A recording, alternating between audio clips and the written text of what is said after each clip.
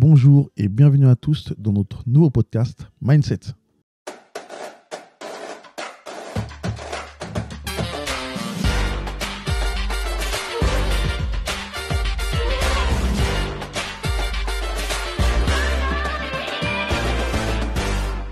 Comme disait Ja Olela Wembo, il faut un fou pour faire un monde et un seul mode pour faire un tas de fous. Tu es ce fou. Après avoir inspiré et créé une philosophie de danse, la Flexible Fury, l'acharné de travail que tu es a su transmettre son art au-delà des frontières. Américain dans l'âme, mais français dans le cœur, tu n'as aucune limite si ce n'est d'être en permanence en compétition avec toi-même. Hit it! That's what I'm talking about. Wait! Okay, now, from the beginning. Hit it, boy. Bienvenue à toi, Benji. Merci de m'accueillir chez vous, les mecs. C'est Merci nous à qui toi. te remercions. Monsieur a fait l'effort de venir alors que c'est une légende connue des États-Unis à la France. Bon, il se racontera lui-même. Mais on est là pour talk en chill, tranquille et tout ça, pour apprendre à te connaître, même si nous, on te connaît déjà, parce qu'il ne faut pas se mentir, j'ai poncé les vidéos à l'époque. Moi-même, j'ai essayé d'être un breakdancer. Je les faisais pour ça. Ouais, mais tu faisais des trucs qui n'étaient pas trop réalisables. Oh. Non, mais comme je sais que, et je savais que les générations à venir, bon, ils sont toujours plus doués que nous, ils ont un exemple, donc je savais qu'ils allaient arriver très très vite. C'était aussi un peu ma façon à moi d'immortaliser le coup. Quand tu poses tes vidéos, après tu te dis, bon, je les ai posées là, c'est là, il y a une date qui est précise, on ne pourra pas dire que c'était pas moi ou... C'est un peu l'avantage de poser des vidéos. Alors, je tiens à préciser, il a que 2 ans de plus que moi, mais déjà, il était déjà au-dessus. Mais j'ai essayé de breaker, je me suis cassé le cul, je me suis mis au debout direct. Ouais. J'ai Break, breaké jeune, j'ai breaké à une époque où tout le monde s'en foutait. Donc, Ok. Quel âge t'as commencé le break? Alors vraiment à danser, j'avais 13-14 ans, mais sinon j'ai toujours grandi dans la culture. C'est mes frangins qui sont des années 80 m'ont fait grandir avec les films comme Beat Street et Breaking. Donc quand j'avais déjà des vidéos chez moi de 4-5 ans où on me voit danser, et puis quand j'ai eu l'âge de 8-9 ans, j'ai monté un groupe avec Morgan et Thibaut. Ok. C'était 2 mecs qui étaient dans mon école et on copiait Benny B. Ouais. Et donc on avait des vidéos de Benny B et on faisait toutes les chorégraphies de Benny B. Donc j'ai fait de la hype. Ah, ce que j'allais dire, parce Voilà. qu'on a commencé par le debout, en fait. J'ai fait de la hype Ouais. et après j'ai connu en fait il y avait Yuval qui était l'ami de mes frangins, qui était le danseur un peu de la famille, Ok. qui m'a montré un peu l'envers du décor et qui m'a emmené à la salle d'ENM à Clichy quand j'étais jeune, et c'est là que j'ai découvert pour la première fois Laser des NTM. J'ai vu plein de gens comme Walid qu'on connaît, un popper légendaire aujourd'hui français. Légendaire. Et j'ai découvert un peu cette culture comme ça, sauvage. Après, j'ai mis un arrêt puisque c'était pour moi comme faire du roller ou faire... Ok, d'accord. Donc, je suis passé à autre chose très rapidement. Et vers 13-14 ans, j'ai repris comme un acharné. Une fois que le Battle of the Air 95, etc. est revenu au galop, j'avais ça comme vidéo chez moi. Je suis parti à la guerre, quoi. D'accord. Alors, c'est pas pour les filles que tu as commencé la danse. C'était pour Alors, ta passion. je vais pas te mentir, il y a mon côté fush qui est remonté à la surface à un moment. Et c'est vrai que j'allais dans les après-midi où il y avait plein de Les fush, tout après-midi. ça, les après-midi fush, le On les dimanche connaît, les après-midi, après-midi. où tu fais 3 coupoles et t'es la star de la communauté. Et je vais même te dire mieux, c'était beaucoup plus facile d'impressionner ma communauté. Il n'y avait pas beaucoup de danseurs. Voire quasi zéro. Donc bon. Le seul que je connaissais, c'était Yuval et c'était un martien. Donc, j'ai commencé par vouloir faire la coupole, puis après le Thomas, puis après t'enchaînes. Et après, l'ego surdimensionné de la star veut épater finalement le milieu et non plus juste la communauté. Ouais. Et c'est comme ça que j'ai grandi petit à petit à vouloir impressionner le reste. Moi, j'ai une question parce que dans pas mal d'interviews, tu parles de graver dans la roche. T'étais fan de Sniper ou pas? Pas plus que ça, mais je trouve que c'est une belle phrase de dire que tu graves quelque chose dans la roche, parce qu'en réalité, l'image se parle d'elle-même. Tu Les paroles immortalises le moment. les paroles s'envolent et les C'est- actes. Exactement. tu vois. Ça reste exactement. C'est comme ça. Je pense que il fallait que je marque à un moment l'histoire. Ce qui me chagrinait le plus, je pense que c'était ce que je voulais faire, ce que je voulais prouver. Alors au début, quand tu le fais, tu sais pas tout ce que tu fais. Tu sais pas quand tu fais des battles s'ils vont devenir légendaires ou pas. Tu sais pas si quand tu fais une action, elle va devenir légendaire ou pas. Tu l'as fait et l'histoire s'écrit d'elle-même. Ouais, c'est vrai. Et du coup, quand tu danses au fur et à mesure, tu sais que... Enfin, Parce qu'on peut dire que tu es une légende du coup maintenant. Ah, mais c'est Mais tu clair. sais que tu marques l'histoire ou non? Toi, tu étais juste dans ta tête. En fait, tu le vois pas venir. En fait, Ouais. tu le vois pas venir. T'es boosté par ce que tu fais. Tu sais que tu fais de belles choses et de grandes choses pour ta génération, mais tu ne sais pas si par la suite ça va être légendaire. Tu ne sais pas si derrière il va y avoir un courant qui va faire comme toi et qui vont être beaucoup plus spectaculaires que toi. Donc finalement, tu vas partir dans l'oubli. Je te donne un exemple assez simple. Par exemple, le film Le Défi. Quand je fais le film Le Défi, Il avance trop vite pour nous. Il avance trop vite. c'est des exemples. C'est Non, quand- parce que monsieur oublie, il faut présenter les choses. Avant, comme se doit. avant d'arriver au défi, parce que pour Ah, arriver au et- défi quand même. Et Faut- avant d'arriver au défi, il faut définir le monsieur. Monsieur est le premier danseur, fait partie des premiers danseurs à avoir fait le premier film de danse hip-hop en France. Oui. Le défi. Ça mérite un shout-out. Tu mettras les bruits. C'est vrai que j'ai eu cette chance. J'ai eu cette chance et comme quoi que chaque chose a une destinée. C'était ma destinée parce que j'étais pas du tout venu pour faire ce casting. J'étais venu pour chercher des amis à moi. Ah, alors avant de, parce que tu vas passer au casting, avant d'aller au casting, qui est-ce qui t'a prévenu qu'il y avait un film? Est-ce qu'on t'a contacté? Alors moi, j'ai fait un premier casting pour un film qui s'appelait Les Rouilleurs de Jean-Pierre Torme, avec quelques danseurs comme Fiche des Compos, etc., des danseurs de l'époque, Ouais. où j'avais eu l'opportunité d'être pris parmi 6 jeunes qui devaient être des rouilleurs. Ça voulait dire ce que ça voulait dire. C'était des jeunes de quartier qui galéraient et qui finissaient finalement dans la danse. Classique. Voilà, c'est une histoire qui n'a jamais abouti, qui est restée là, un peu dans les placards. Donc, il n'y a pas eu de suite. Et moi, j'avais eu une expérience un peu décevante de ça. Je me suis dit, beaucoup de promesses, beaucoup de choses pour pas grand-chose finalement. Et quand vient le casting du défi, je ne suis pas plus intéressé que ça parce que j'en ai pas du tout l'envie. C'est pas quelque chose qui me passionne. J'en avais en plus déjà entendu parler un an avant par Flubber, qui est dans Division Alpha, qui était un danseur qui s'appelait Jean-Christophe Chamboredon, qui son père était lui producteur de musique et qui pour des films, je parle producteur de musique pour des films, qui lui avait déjà eu le pré-scénario du défi un an Ok. avant et qui m'avait dit, vous savez les jeunes, vous allez avoir un film sur le break. Bon, ça nous paraissait tellement loin et nous on était jeunes, on s'est dit même s'il y a un film demain sur le break, on sera pas dedans. Donc Ouais. on n'a pas calculé plus que ça. Mais est-ce que la mauvaise expérience de ton premier film n'a pas fait que justement tu avais ces peurs-là? Parce que qu'est-ce qui t'a dérangé dans le premier film? Est-ce que c'est le tournage en soi? Parce qu'on sait tous maintenant. Non, qu'on- on n'a même pas été jusqu'au tournage, on n'était que jusqu'aux répétitions. Mais c'est-à-dire que D'accord. quand tu as 18 ans et on te fait rêver que on te fait miroiter que tu vas faire un film, Ouais. tu sais, les rêves grandissent vite dans ta tête. Mm. Dans ce milieu. À quel point, au même point que quand je faisais le défi,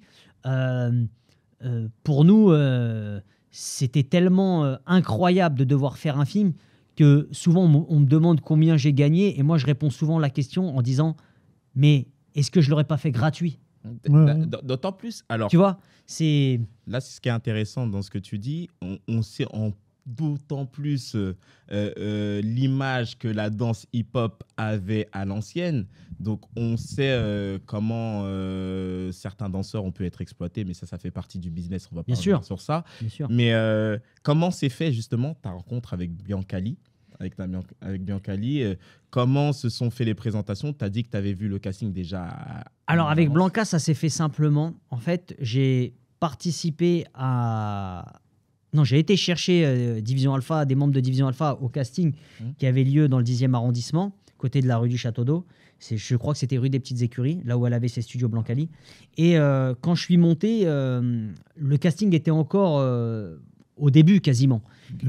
Et c'était une présentation de danse. C'était pas encore des présentations de comédie. Elle cherchait les D'accord. danseurs encore. Ok. Et quand je suis arrivé, personne n'était passé. Et il y a eu comme un effet de compétition au casting, c'est-à-dire que tout le monde sortait son plus beau passage. Et là, en fait, c'est pas moi qui ai eu envie de faire le casting, c'était moi qui avais envie d'impressionner tout le monde dans la salle La star. plutôt que de faire le casting. Donc j'ai sorti sûrement mon plus beau passage de l'époque et j'ai été retenu par un des casteurs qui est venu me voir et qui m'a fait une photo directement et qui m'a dit écoute, j'ai l'impression que tu pourrais être le fils de Blancali dans ce film. Moi, je te dis honnêtement, j'avais aucune idée de qui était Blancali. Mais Du coup, justement, on revient encore à autre chose, c'est le battle. C'est Ouais. le défi, le dépassement de soi qui est important, en fait, qu'on a l'impression qu'il Bien sûr. est un peu partout dans ta carrière. Du coup, là, tu viens comme ça, et finalement, comme tu vois, l'esprit de défi, l'esprit de compétition, l'esprit de fight, directement, tu... Exactement, exactement. C'est ce qui me dirigeait tout le temps vers le challenge. Je voulais briller absolument. Et c'est pour ça que je dis qu'il y a le côté frimeur toujours dans la danse. On veut briller absolument.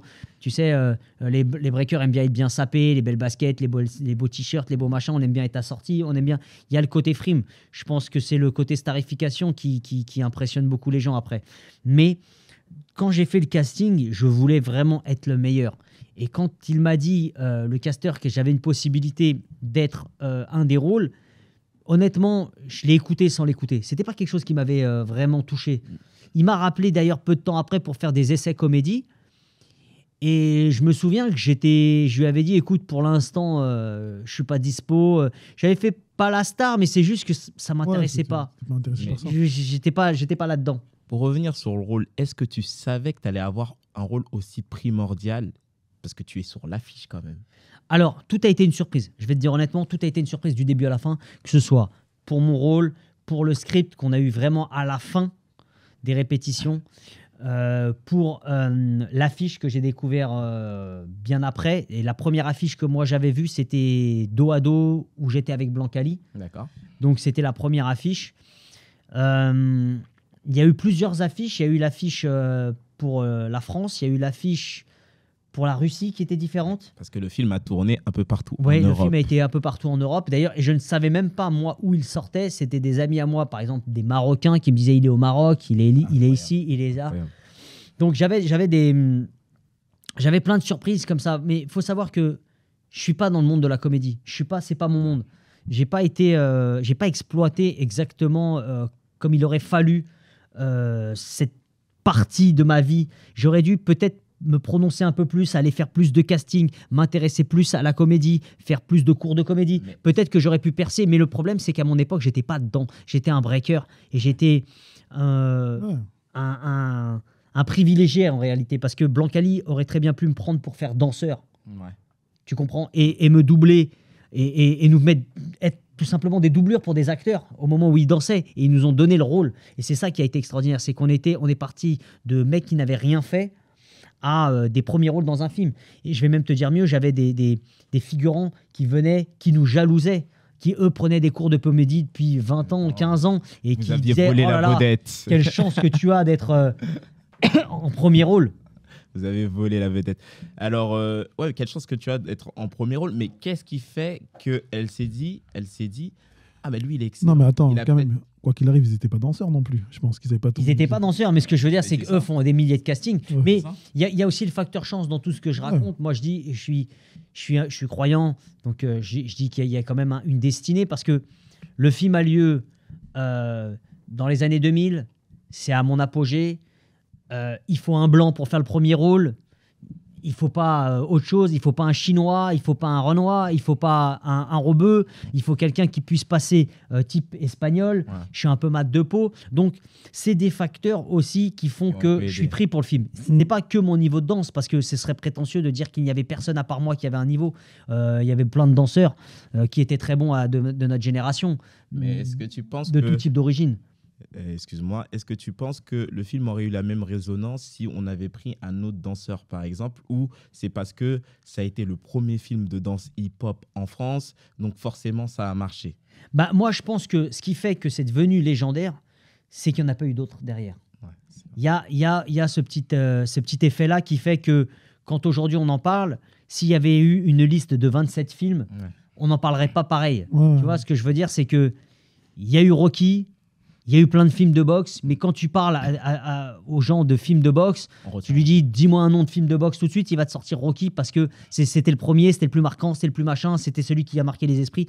Bah, le défi, c'est un peu la même chose. Il n'y en a pas eu d'autres. Il y a eu après des films un peu en Angleterre, il y a eu d'autres films, après il y a eu Step Up, il y a eu Save the Last Dance, il y a eu toutes ces choses-là, mais c'était dans un autre continent. Chez nous, en France, ça s'était arrêté là. Et c'est pour ça qu'il est devenu légendaire. Mais on ne savait pas qu'il deviendrait légendaire. Je ne pense pas. Surtout qu'on a une autre histoire en France. On n'a pas aux États-Unis, il y a une autre histoire. En France, il y a une autre histoire. Bien sûr. Et puis eux, c'est le pays du hip-hop surtout. En tournant le film, on a pu voir de grands danseurs comme Babson, paix à son âme, Bien sûr. Sofia Boutella, qui sûr. aujourd'hui est une actrice connue dans le monde entier, Bien sûr. une grande actrice américaine. Est-ce que quand tu as tourné, tu as eu la chance de faire des liens avec des personnes avec lesquelles tu es toujours en contact et qui se sont transformées un petit peu comme une famille? Pas du tout. Je vais être franc avec toi. Je vais être franc avec toi. Et c'est peut-être mon défaut. J'ai jamais été lèche-bot. Ouais. J'ai jamais su mettre ça en avant. J'ai jamais été opportuniste. Je vais te dire mieux. Il y a une seule personne qui est venue me voir pendant le tournage du défi. Il s'appelle Paul Bellettre. Et il est venu me voir en me proposant de faire une vidéo de break.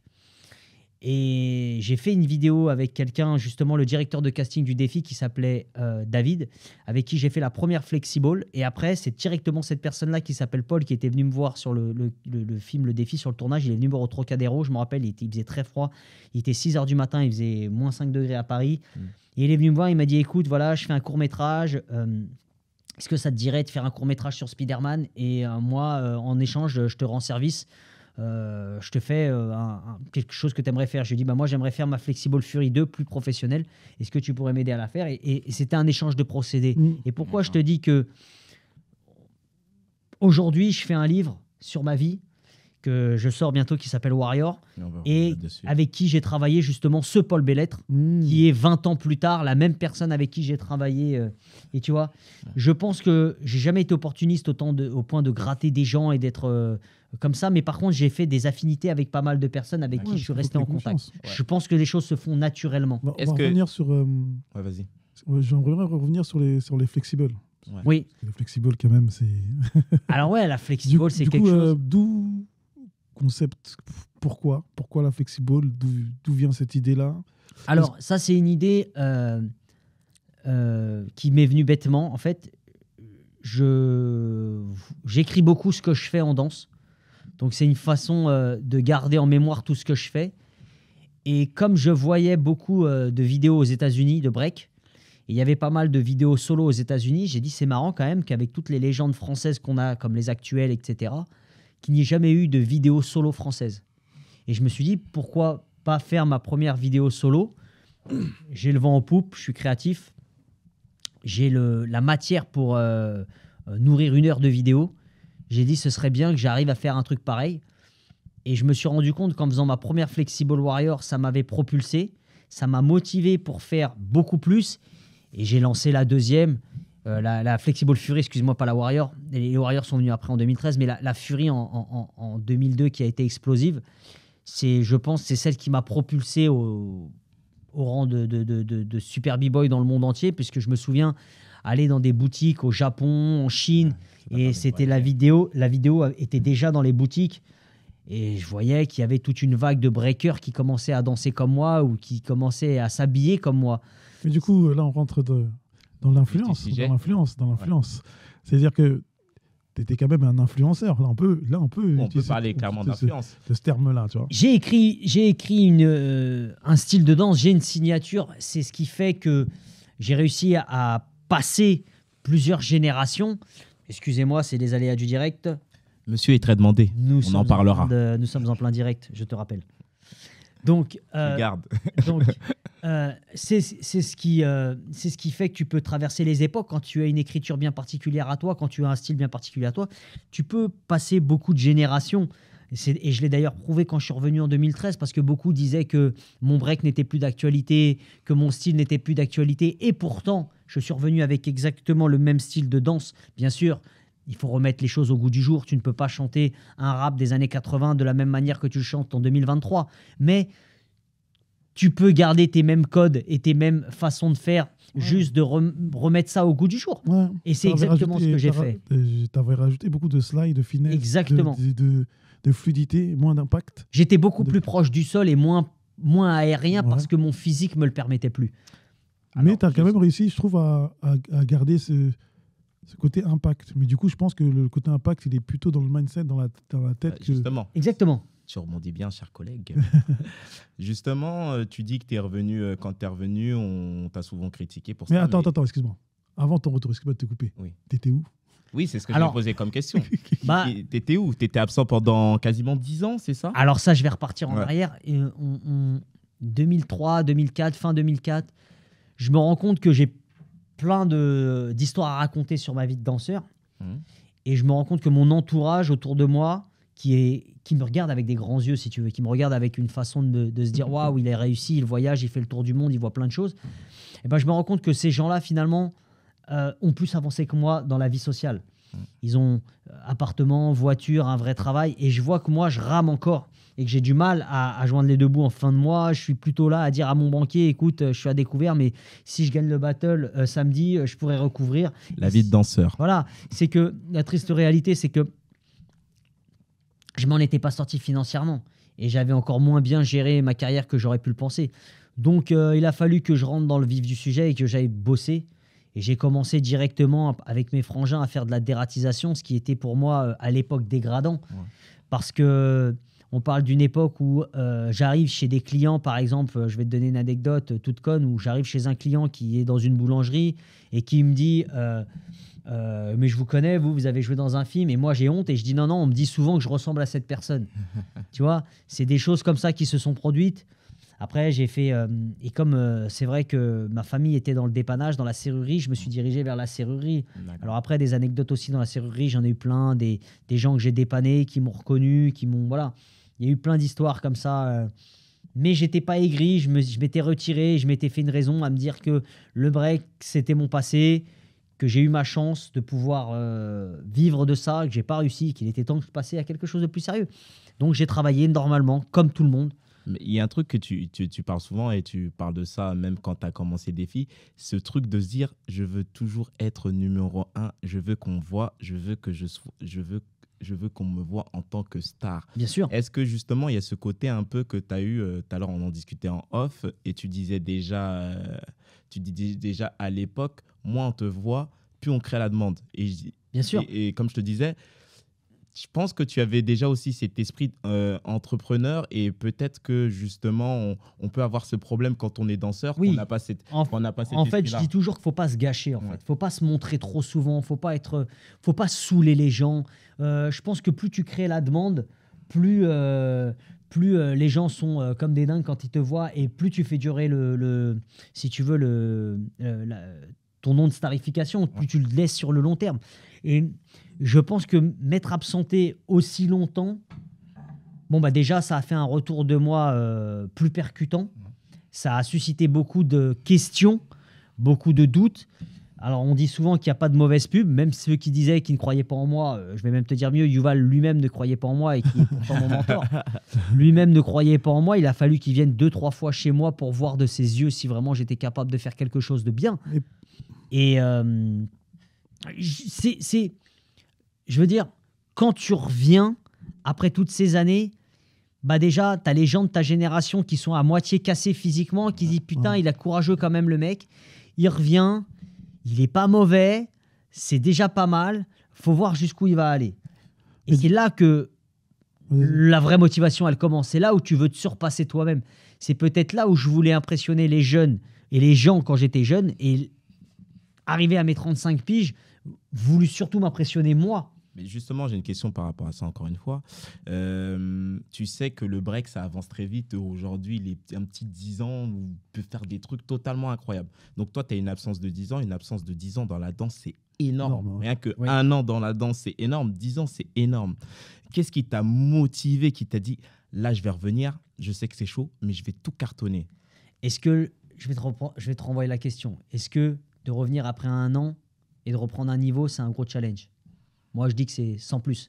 Par contre, de revenir 10 ans après et de remonter sur scène avec les meilleurs au monde, ça, c'est un challenge. Ouais. Et moi, je suis quelqu'un qui me fixe une barrière. Celui qui vise la lune, moi, je vise les étoiles. Je veux aller beaucoup plus loin. Je le dis souvent, je suis un berger, je ne suis pas un mouton, je ne suis pas là pour suivre les autres. Je ne serai jamais revenu en faisant ce que les autres veulent voir, c'est-à-dire des bases, des choses que je n'ai jamais su faire, comme des power moves extraordinaires. Je suis revenu avec ce que je savais faire. Et je pense que c'est ça une écriture, c'est que tu peux reconnaître quelqu'un à son ombre. Et peu importe les années qui passent, peu importe. Aujourd'hui, j'ai 42 ans, tu m'interviews aujourd'hui et tu me parles de mon écriture. Et pourtant, mon écriture, elle a démarré en 95, 96. Et on en discute aujourd'hui comme si... Elle reste gravée dans la roche. Eh oui, elle reste gravée dans la roche. Et c'est ça la différence. Et aujourd'hui, il y a beaucoup de danseurs qui ont repris mon écriture, mon identité. Par rapport à ça, justement, il y a beaucoup de danseurs qui ont repris ton identité et il faut que l'on sache, parce que c'est une réalité qui est là, certains ont commencé la danse avec le défi et pas seulement en France, en Europe aussi. En Russie, on a pu avoir Bien l'influence que tu as eue. En Ukraine, on a pu Bien voir sûr. l'influence que tu as eue. Et dans d'autres pays aussi.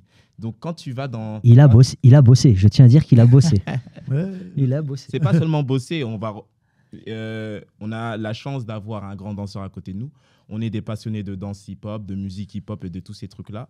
Il faut donner à César ce qui appartient à César. Ouais. Alors, la Russie, elle a créé ce qu'on appelle l'abstract style. Ouais. Ça vient des États-Unis, mais c'est eux qui l'ont mis vraiment en œuvre en Russie. Les Russes ont eu cette influence. J'ai eu cette influence sur les Russes apparemment justement d'être dans l'abstrait. Ils ont compris qu'ils pouvaient casser les codes Ouais. et ne pas passer par les footwork ou par les bases classiques.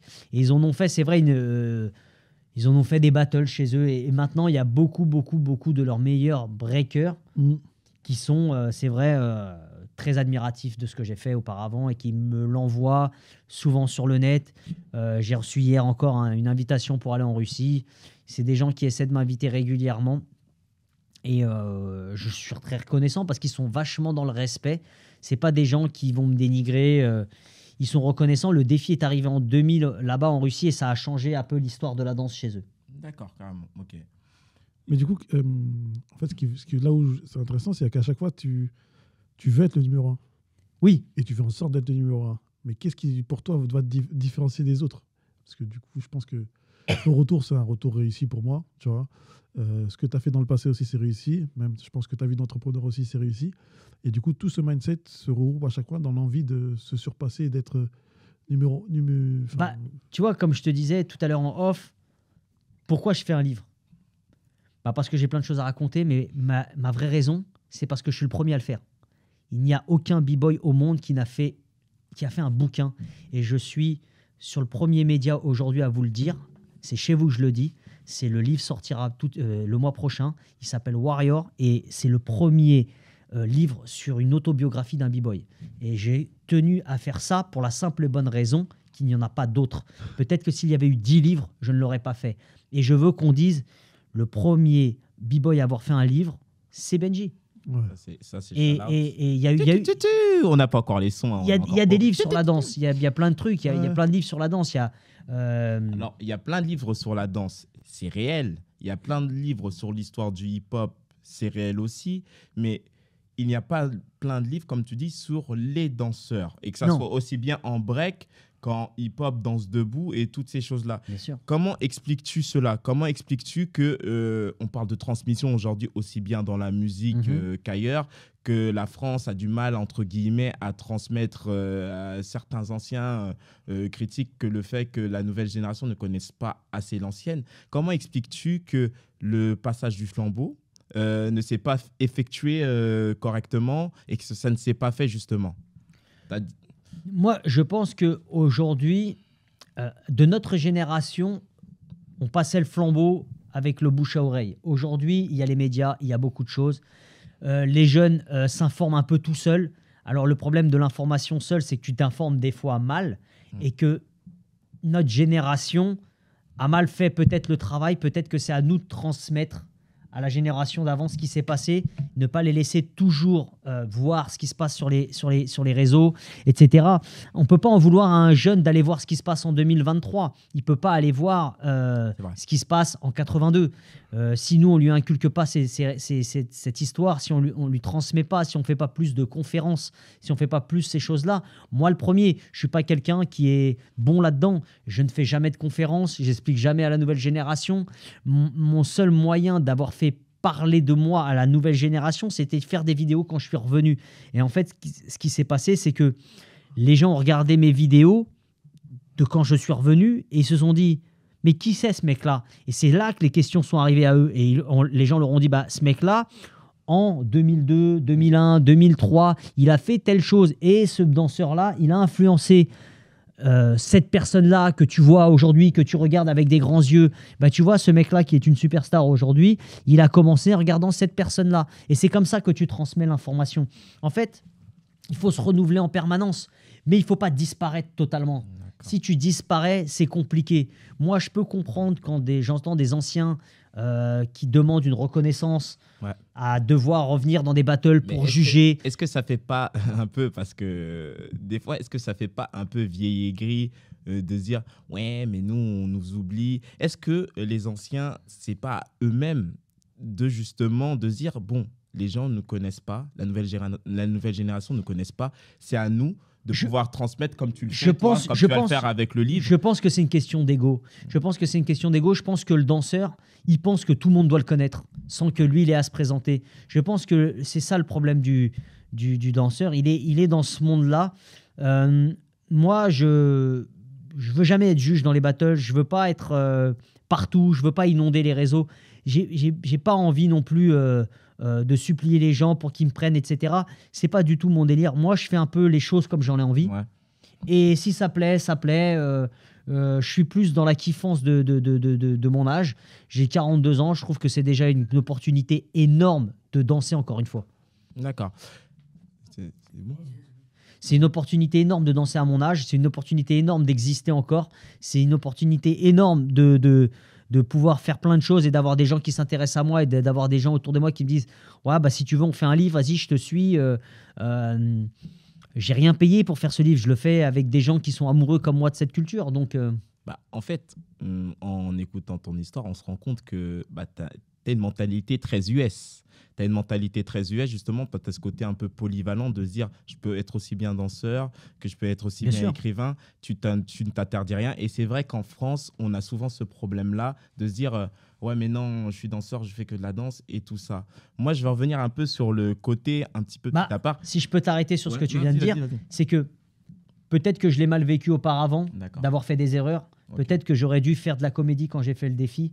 Derrière, peut-être que j'aurais dû continuer. Peut-être que c'est une erreur. Peut-être que c'était de la prétention de se croire au-dessus et de croire que les gens allaient venir me chercher. Peut-être que aujourd'hui, j'ai compris avec les années qu'il faut se bouger pour pouvoir faire plein de choses. Aujourd'hui, j'ai des sociétés qui n'ont strictement rien à voir, des sociétés de bâtiments, des sociétés de bien-être. Je voulais revenir sur ça justement. Comme tu avais un peu ce côté créatif, ce côté un peu polyvalent, qu'est-ce qui a fait que tu t'es lancé et te dire bon, là, je vais créer mes sociétés? Est-ce que c'est parce que tu as eu cette vision que beaucoup de danseurs n'ont pas, de se dire notre carrière, on peut danser toute notre vie, mais malheureusement, on ne sera pas performant toute notre vie. Il y a la nouvelle génération qui va arriver. Est-ce que je ne pense pas à l'après et que je crée mon entreprise? Qu'est-ce qui a fait que tu t'es dit bon, là, je crée ma société? En fait, déjà... on a cette fibre chez nous, les Juifs, on a cette fibre de business et on a une influence directe autour de nous de plein de réussites financières qui fait que quand tu vois des jeunes ou des gens qui ont monté des affaires, tu te dis finalement, c'est donné à tout le monde. Et quand je voyais mon entourage de mon âge qui n'était pas du tout dans la danse, qui avait monté des entreprises tout seul, etc., je me suis dit, mais en fait, pourquoi pas moi? Il n'y a pas qu'une seule issue dans ma vie. Il n'y a pas que la danse ou zéro. Il y a la danse, il y a l'entrepreneuriat, il y a plein de choses. Je peux essayer de trouver des solutions. Et c'est ce qui m'est venu à l'esprit direct. Quand j'ai appris le dépannage avec mon frère, je me suis dit, mais peut-être que je peux le faire sans lui. Peut-être que je peux évoluer. Peut-être que je peux monter des choses. Ok, et en fait, comme tu disais, justement, tu avais des amis qui n'étaient pas du tout dans cet univers et qui, justement, étaient dans l'entrepreneuriat.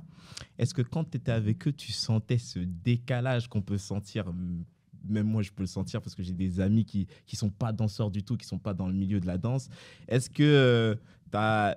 À l'époque, ça me le faisait, plus maintenant, parce que maintenant, je m'assume totalement, mais ce côté un petit peu honte. Je sais pas si... Quand on s'affirme pas... En fait, moi, j'avais pas honte de ce que je faisais, mais je sentais que j'étais un peu un martien pour ma génération. Et je pense que Yuval m'a beaucoup influencé parce qu'il était lui-même le martien de sa génération. On est des exceptions à la règle. Alors, indirectement, quand dans la culture, tu croises un mec qui est de la même culture que toi, Ce que je veux te dire par là, c'est que si demain un Cambodgien il croise un b-boy cambodgien qui croise un autre b-boy cambodgien à l'autre bout de la planète, l'affiliation se fait direct. Ouais. Tu vois, ils parlent, ils communiquent. Et c'est un peu la même chose avec la danse et moi. C'est que moi, quand j'ai croisé F-Rock qui me disait qu'il était juif, quand j'ai croisé Mr. Freeze qui me disait qu'ils étaient juifs, ces gens-là, pour moi, c'était ça me choquait. Je voyais en eux un peu, je dis, tu sais, comme si ah bah finalement je suis pas seul. T'es pas seul. Tu vois ah bah finalement on n'est pas tout seul alors. Et tu vois, et c'était marrant. Parce que eux aussi, indirectement, ils ont vécu un peu ce truc-là, Mr. Freeze dans le Bronx, avec des Mexicains et des Latinos, je veux dire. Je croyais que c'était un Latino. Ouais, ben non, même pas, tu vois, c'est un fudge, rien à voir. Bon, après, il a tellement été influencé là-dedans que voilà. Mais oui, on a cette petite particularité quand on est un peu à part. Et moi, franchement... mes copains, ils étaient complètement à l'ouest. Moi, je me souviens que mes copains, les 3-4 copains fudge que j'avais à l'époque, quand ils sont venus à Junior, ils sont partis avant le début parce que pour eux, c'était trop sauvage. Tu comprends? C'était trop sauvage. Énorme. Et ouais. Et ça fait partie de mes histoires. C'était pour eux. Tu sais, il y a un côté raciste, malheureusement, dans toutes les communautés. Il y a un côté raciste. Pour nous, de voir 800 Noirs et Arabes, pour eux, pour mes copains, c'était... Pour mes copains fudge, c'était pas des danseurs. Les 3/4, c'était des voyous. Tu comprends? Il y a ce côté-là... J'avais pu jouer, hein. Et justement, je vais revenir sur ça parce que tu parles d'amis et tout ça. On va parler un petit peu de vie de famille parce qu'on sait que la vie de famille des artistes, ce n'est pas la même que la vie de famille d'un homme qui a un métier lambda et que c'est dur. Moi, je le vois moi-même avec la mienne. Et est-ce que justement aujourd'hui, tu as ta femme et enfant, tu as une femme et tu as des enfants. Est-ce que ce côté-là aussi, c'est pas ça qui a fait de dire que je vais créer ma société, comme ça j'aurai un peu plus de temps pour ma famille? Alors moi, comme je suis un mec anxieux et je suis un mec peureux, je préférais créer ma situation financière avant de créer ma famille. D'accord. Moi, c'est une fois que j'ai senti que j'étais à l'aise, que je me suis dit, c'est bon, j'y vais. Et ma femme était enceinte lorsque j'ai fait Freestyle Session, le dernier, avec Monster, lorsqu'on a gagné les 20 ans. Et elle était enceinte juste avant que je parte et elle m'a dit, qu'est-ce qu'on fait? Et c'était trop pour moi à ce moment-là. Je lui ai dit, écoute, laisse-moi finir Freestyle Session et après on verra. Et elle m'a appelé le lendemain du battle et elle m'a dit, alors, on fait quoi? Forcément, elle m'avait piqué au cœur. J'avais gagné, j'étais tout bon, j'étais tout chaud. J'ai dit, ok, on garde. Alors, sur le coup, après, j'ai eu une petite... un petit recul un peu. Oui, mais ça, c'est la frayeur de tous les papas. Est-ce que j'ai pas été trop vite? C'est la frayeur. Et puis finalement, Dieu merci, on a renouvelé l'expérience. On a 2 filles extraordinaires, Lily et Cameron. C'est bien. Et on est très, très heureux. On est une famille soudée. On ne manque de rien. C'est génial. Et on a vu que le lifestyle, pour toi, c'est important. Que la SAP, c'est important. Que les pairs sont importants. On aime tout ça. D'où te vient un peu cette addiction des sneakers? J'ai commencé très jeune. J'ai commencé avec l'époque de Benny B, avec Morgan et Thibaut, justement, qui, eux, Benny B mettaient déjà des baskets. Oui. Ils mettaient une Jordan 90 à droite, d'une couleur et une Jordan d'une autre couleur. Ouais. Et ils mettaient plein de trucs comme ça. C'était très coloré. C'était toujours t-shirt assorti au basket, salopette ouverte sur le côté.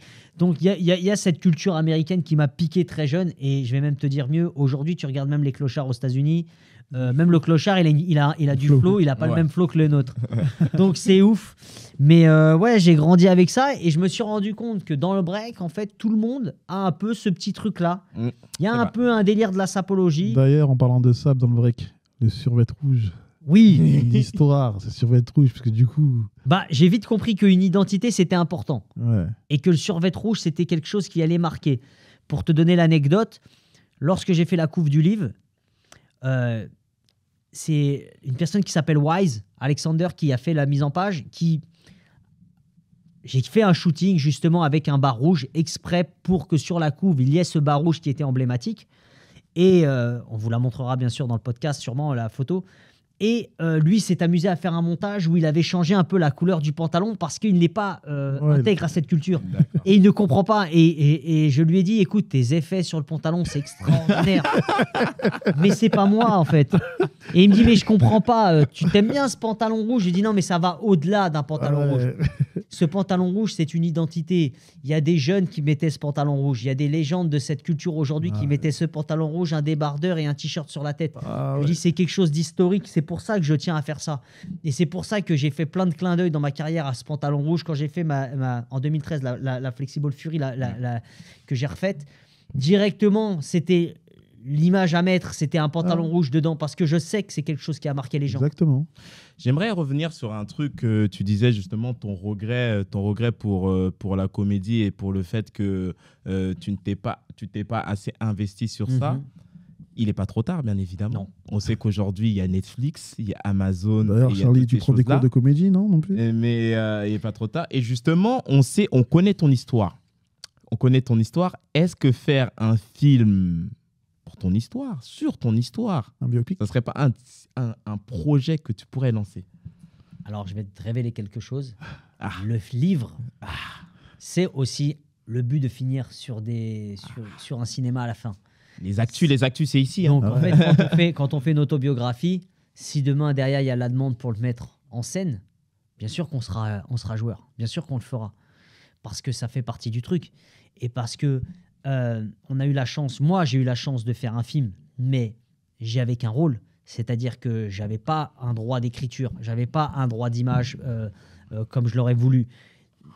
Maintenant, si on propose de faire un film en tant qu'acteur et d'avoir un rôle qui me plaît, pourquoi pas?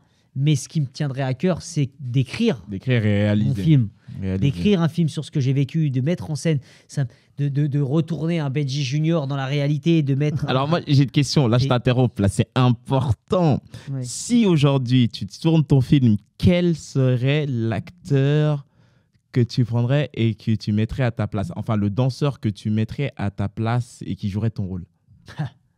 La nouvelle génération. Si tu suis un peu. soit je mets Lilou, parce Oui. que c'est celui qui sait le mieux le faire. Petit clin d'œil. ou croche-patte, comme on veut.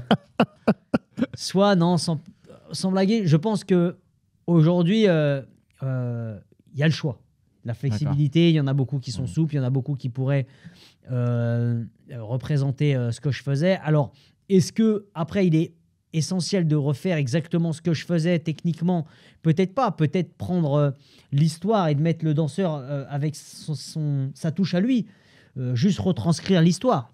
D'accord. Et ok. Bon, tu as lancé, tu m'as tendu la perche. Bon, on va pas s'étaler sur ça, tu en as assez parlé. Bon, on va revenir sur Lilou, on va en parler en bref. On sait ce qui s'est passé, On en a connaît parlé en l'histoire. Insight. On connaît l'histoire. Est-ce que justement, on voit l'influence que tu as pu avoir sur lui? Est-ce qu'un face-à-face, je ne parle pas en mode clash justement, mais un face-à-face en mode la paix entre guillemets, et discuter un peu de comment l'un a pu influencer l'autre, te dire bah écoute... Bah, moi, honnêtement, aujourd'hui, on a 42 ans. Il Ouais. doit avoir une 38, 39 ans. Je ne sais pas quel âge il a, mais il est un peu plus jeune que moi. Il doit avoir 3-4 ans de moins que moi. Ouais. Mais ce que je veux te dire par là, c'est qu'aujourd'hui, bien sûr que ça, c'est derrière nous. Et heureusement que c'est derrière nous. Mais, On en vrai- avance. mais l'histoire était simple. En réalité, c'était de reconnaître ses influences. Je pense que demain, quelqu'un qui me dit moi, j'ai été influencé par ce que tu as fait, j'étais fan, je m'habillais comme toi ou je dansais comme toi, je ne peux pas l'affronter. C'est-à-dire que c'est une... Michael Jackson n'allait pas danser contre tous les sosies de Michael Jackson à Las Vegas. Ah bah. C'est quelque chose qui est pas possible. En fait, peut-être ce qui m'a poussé à aller le chercher, c'est peut-être le fait que lui m'ait piqué. Alors, je vais me faire l'avocat du diable un peu, forcément, il faut. Est-ce que le côté un peu, tu sais, des fois, on a du mal avec ce côté de « c'est mon petit ».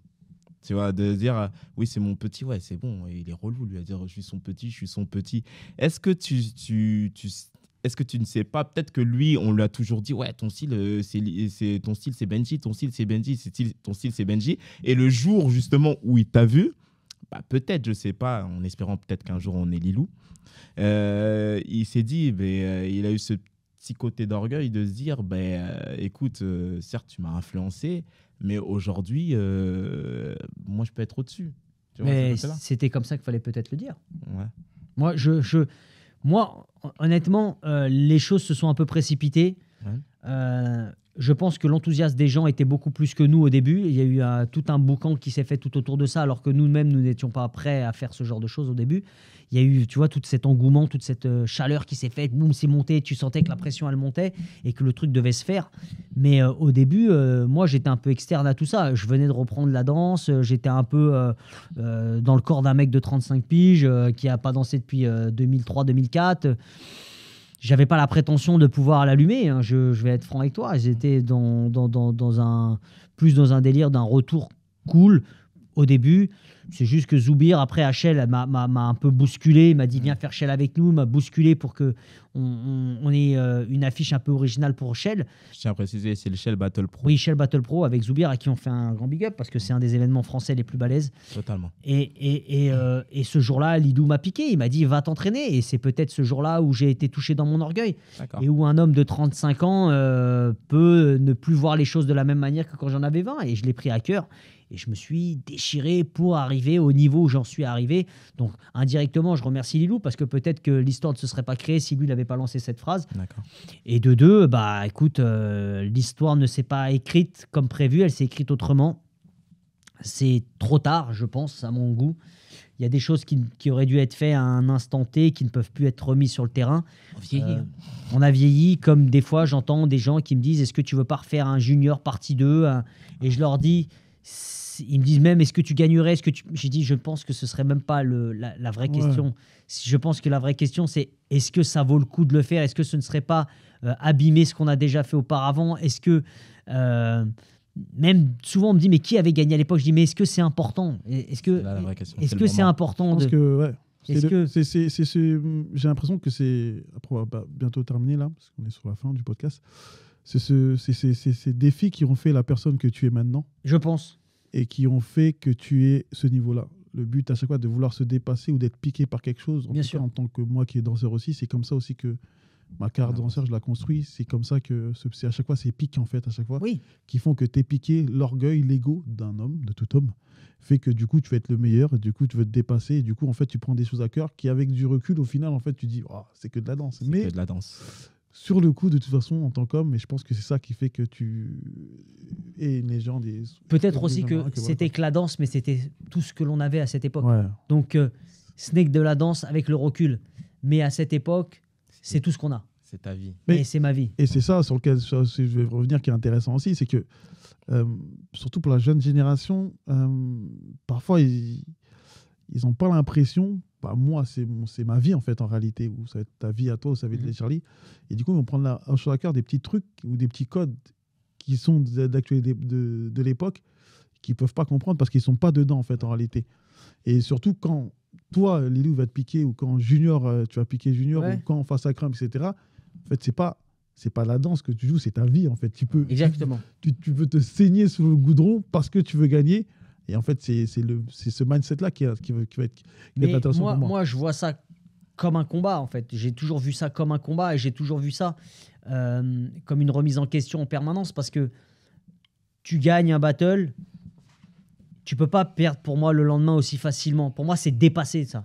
Il faut que tu puisses prouver en permanence que tu es le meilleur, que tu es ci, que tu es ça. Et je pense qu'il y a des gens... comme Junior, à qui j'ai pas pu refuser le battle, parce que pour moi, c'était une figure montante de la France, c'était une identité, c'était quelque chose et je pense que si je l'avais pas défié, j'aurais continué à porter ces démons-là derrière moi toute ma vie. Et je pense que c'est ce qui va se passer avec Lilou. Lilou, il portera sur ses épaules ce petit fardeau tout le temps. On lui reprochera tout le temps, même si je pense qu'il a une très bonne carrière. Je pense que c'est un très bon b-boy et qu'il a fait des choses extraordinaires et qui pourrait lui aussi faire un livre, sûrement. Mais on lui reprochera toujours. Et tant qu'il ne répondra pas réellement à cette question et qu'il passera au travers, il y aura toujours ce petit truc qui fait qu'il y a eu un manque. Voilà. Ça, on en discutera avec lui en espérant l'avoir un jour, Lilou. Appelez-moi. Hein. Et une dernière question, parce que le podcast arrive à sa fin. On aimerait tellement parler de choses encore et d'autres. Une question. comme tu as dit, toi, tu as eu très vite ce côté mindset à l'américaine, un peu j'ouvre mes portes à tout ce qui... Tout ce qui s'offre à moi. Tout ce qui s'offre. Je vais là où la vie me mène aussi. Qu'est-ce que tu pourrais dire à la nouvelle génération, même si on sait qu'aujourd'hui, la nouvelle génération est un peu plus professionnelle que l'ancienne et c'est tout ce qui s'offre à elle. Qu'est-ce que tu pourrais donner comme conseil justement à des personnes qui commencent la danse professionnellement pour le moment présent et pour l'après? J'espère en tout cas pour eux qu'ils sont bien entourés, parce que moi j'ai eu la chance d'être entouré. Alors j'étais entouré à notre niveau, on parle d'une autre époque, donc on n'avait pas besoin du même entourage, mais je pense qu'aujourd'hui ils sont mis sur le devant de la scène, ils sont à un niveau que jamais on aurait pu imaginer que le break arriverait aujourd'hui. Ils arrivent aux Jeux Olympiques, donc on a dépassé un certain cap, donc je pense que le seul conseil à leur donner, c'est de rester les pieds sur terre déjà, parce que ça peut vite déjanter. Et en plus, à la vitesse où ça va aujourd'hui, ils peuvent aller très vite au JO. Et on sait que les 3/4 des sportifs qui ont fait les Jeux Olympiques, que ce soit en gymnastique ou dans d'autres disciplines, les 3/4 sont coachs, sont retournés à une vie lambda. C'est vrai. Est-ce que c'est pas bien qu'ils gardent un entourage autour d'eux assez, un noyau dur, l'école très important, toutes ces choses-là, de penser à l'après, de penser à la blessure. Ouais. La blessure est vite arrivée.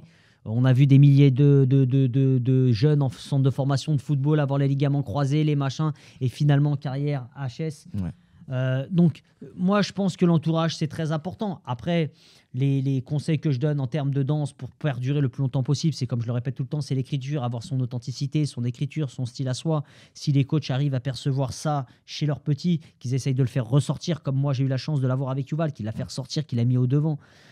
C'est des petits conseils comme ça, mais je pense qu'il y a plein de choses qui ne se conseillent pas, qui s'apprennent que sur le terrain. C'est vrai aussi. C'était les belles paroles de Benji. Bon, Benji, on te remercie grandement d'avoir pris le temps de venir nous voir. C'est moi. Surtout, nous, en tant que danseurs pro, on a grandi en te voyant, en apprenant, en te regardant et en regardant le défi aussi. Merci à toi et à bientôt. Merci à vous, j'embrasse tout le monde. Merci le Dansiez-vous, vous avez été extraordinaire. Merci. Merci pour ce bon moment.